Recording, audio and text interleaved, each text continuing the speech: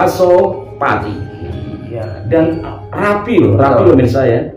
Rapi sekali buatannya halus. Sebetulnya kalau dicermati ada pamornya lagi. Pamornya kayak ilining wari. Apa itu? Maka kita akan sampai ke kota Angka.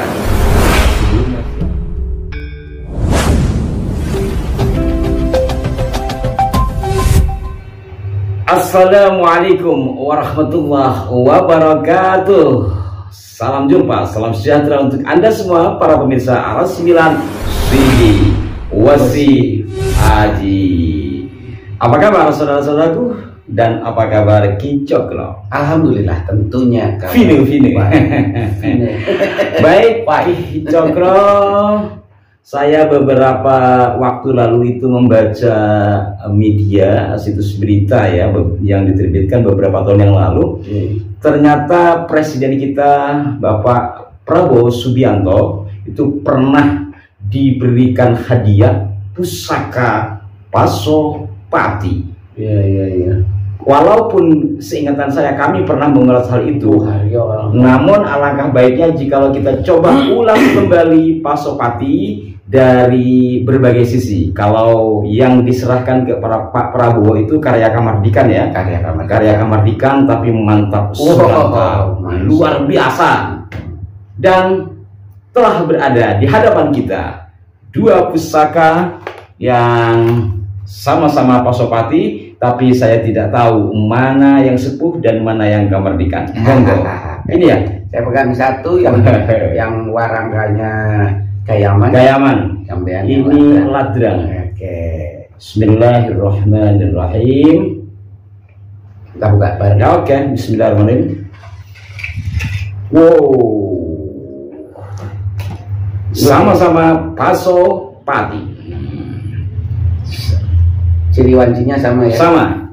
Yaitu ada ya lajar ya, lurus, kemudian ada sogokan rangkap ya, sogokan rangkap, kemudian ada kembang kacang, jalen, terus lambe gajah, ya, ada tetap ada apa namanya nih, gelumbangan atau pejetan, serawean, dan di belakang ada garening. Garening, terus ada lagi ada tiga alis ya, tiga alis. Betul, tiga alis ada, lalu kemudian ada kembang kacang double, nguku bimo seperti itu ya. Sama-sama nguku bimo ini. Betul. Apakah semua Pasopati ada semua Pasopati seperti itu? Oke.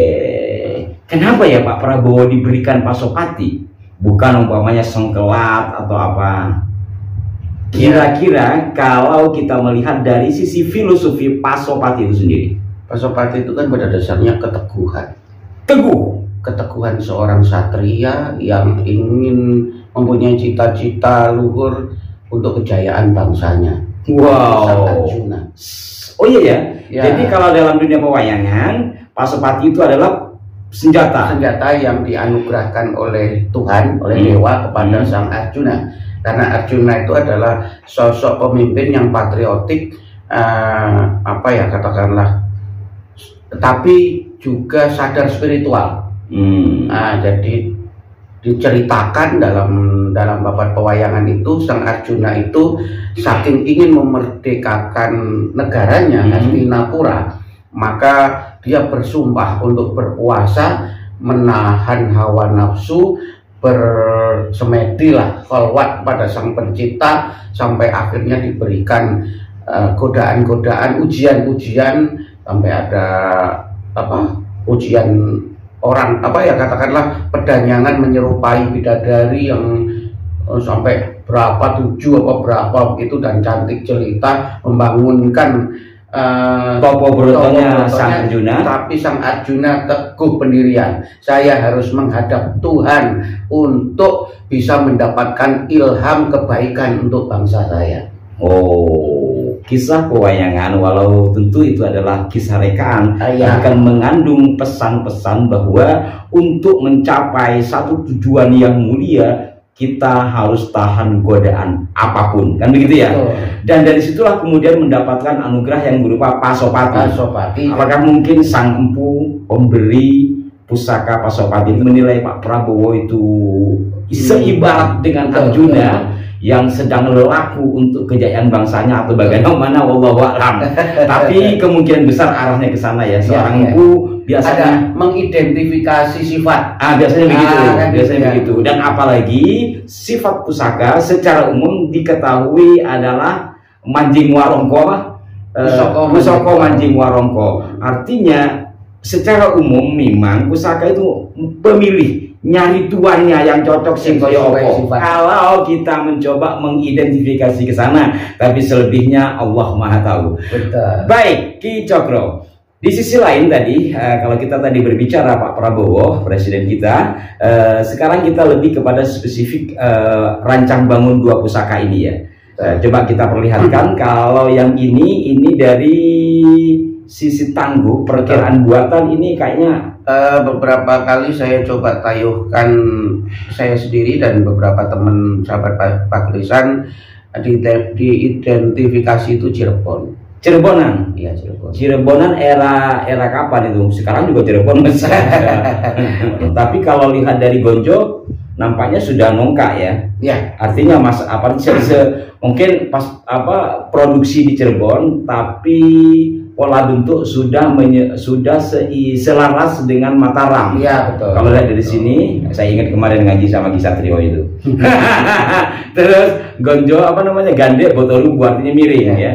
Ini miring, ini juga miring ya. Saya tidak berbicara condong lelehnya masuk apa. Bedanya ini gampangnya ini adalah sepuh, gitu.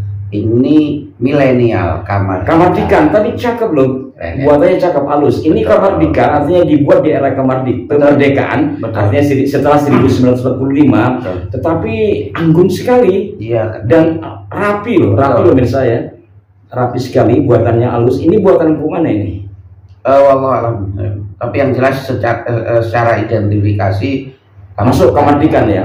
Tapi kalau kita lihat dari pamornya ini masih meteorit atau nikel ini? Meteorit. Meteorit ya? Masih meteorit. Masya Allah. Masuknya itu pamor gubet atau buntel mayit. Oh, ini pamor gubet atau buntel mayit. Buntel mayit yang kalau di Madura itu karena tidak ada buntel mayit, jadi orang nggak ada yang curiga sama buntel mayit. Di Madura namanya selendang. Selendang. Kan? Iya kan, selendang. Betul.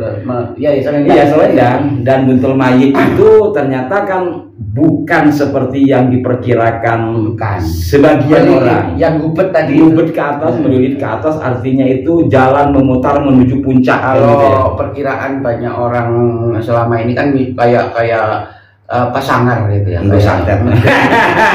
Jadi ketika buntel mayit kebayangannya kan kayak pocong gitu ya.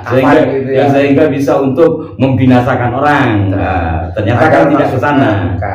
Tapi merangkul dengan gubet gitu. Iya. Melilit buntel itu ya buntel kain ya. Melilit dengan miring. Iya, mayit itu bukan mayit kalau tidak salah ya. Yang mohon dikoreksi. Seingatan saya buntel itu ya gembolan lah ya, pembungkus, sementara mayit itu adalah miring ya, jadi membungkus secara miring. Betul. Maka ada yang menerjemahkan buntel mayit itu adalah bermakna keteguhan di dalam perjalanan yang susah gitu, tapi sampai pada puncak. Itu artinya mungkin diajarkan kita agar dalam bercita-cita, meraih cita-cita sampai puncaknya. Jadi ingat Pak Prabowo lah gitu. Berapa kali beliau belum ditakdirkan sama Allah untuk memimpin negeri ini ya. Pas kemarin itu di luar dugaan, wow. Gitu. Kadang kan beliau jelas itu sampaikan pendekar bila terjatuh dia akan bangkit lagi, terjatuh lagi, bangkit lagi, terjatuh lagi, bangkit lagi, kan gitu. Salam hormat buat Ketua Umum IPSI. Masih Ketua Umum apa sudah diganti ya? Masih ya. Saya 2 kali jumpa beliau di acara Pagar Nusa. IPSI dan Persilat. Iya. Ada 2 ya. Saya tahu Silat nasional, internasional dong. Sampai berapa kali ketemu beliau langsung? Saya 2 kali atau 3 kali, saya lupa. Kalau yang pertama itu di acara Pagar Nusa ketika di pesantren Al Hamid, yang kedua itu di Taman Mini, acara apa dulu itu yang acara sifatnya internasional saya hadir. Kemudian yang ketiga saya kalau dulu acara ilmu juga sih. Masih presidennya IPSI saja, masih muda kita. Kalau sekarang ya. tapi tetap doa kami untuk Bapak dan semua tentu ya, semoga dalam kepemimpinan Bapak ya dunia persilatan jadi maju, seni maju, dan semua hal lah apa yang dicita-citakan oleh Sang Arjuna bisa tercapai sebagaimana Pasopati. Baik, jadi merupakan Pak Presiden kita. Kalau yang ini apa pamornya? Pamornya masuk keleng ya? Iya, keleng, tapi sebetulnya kalau dicermati ada pamornya lagi. Pamornya kayak ilining wari. Apa itu ilining wari? Seperti ada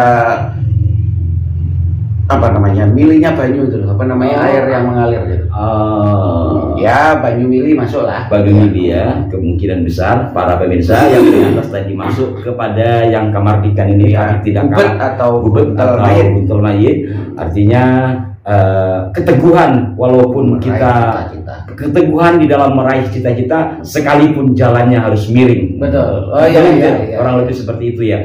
Artinya memang kita diberikan semangat oleh para empu kita dulu di dalam menapaki kehidupan. Dan kalau makna spiritualitasnya itu gini, pasu itu adalah nafsu, nafsu kebinatangan, pati itu mati. Jadi mematikan nafsu kebinatangan. Manusiakan jiwa manusia. Jadilah insan kamil sejati. Jadi dari sisi kata ini saya walaupun mungkin kita perlu mencari literasinya nanti ya, literaturnya tentang kata pasu dan pati itu. Iya. Pasu itu adalah nafsu amarah, katakanlah hewaniah gitu ya. Terus pati itu mati. Maka untuk mematikan nafsu itu juga bisa dari makna filosofi Pasopati itu sendiri. Artinya dengan Pasopati kita semestinya membunuh nafsu angkara kita. Dengan membunuh nafsu angkara berarti kita menjadi orang yang tidak angkara. Dan mari kita jalan-jalan ke kota Ankara. Ibu kota dari Turki. Tapi Ankara bahasa Indonesia. Siapa tahu Pak Prabowo nonton, yuk jalan-jalan ke Ankara. Jadi kalau selama ini kita bunuh Ankara murka, maka kita akan sampai ke kota Ankara. Sebelumnya ziarah dulu ke Istanbul dan kota Bursa, tempat leluhur Wali Songo di sana. Jadi puitik saya. Baik, luar biasa Ki Cokro. Mungkin ada pesan buat saudara-saudara kita yang menyaksikan acara ini. Tetap kita tidak bosan-bosan mengingatkan, ayo kita tetap uri-uri budaya, karena budaya adalah cermin jati diri bangsa. Dua Pasopati, yang satu sepuh, yang satu kamardikan, dengan pengertian bahwa harus ada regulasi. Betul. Yang sepuh kita rawat, yang kamardikan kita juga rawat, dan insya Allah dengan pakem pola buat yang sama, insya Allah juga manfaatnya sama. Dan dengan demikian pula apa yang telah dicanangkan oleh UNESCO atas penghargaan terhadap keris yang diterima sebagai warisan budaya dunia, maka dengan demikian UNESCO akan tetap memperhatikan kita. Siap, amin. Terima kasih, salam hormat buat semuanya. Berikan masukan yang konstruktif di kolom komentar. Mohon maaf jika ada kekeliruan. Wassalamualaikum warahmatullahi wabarakatuh.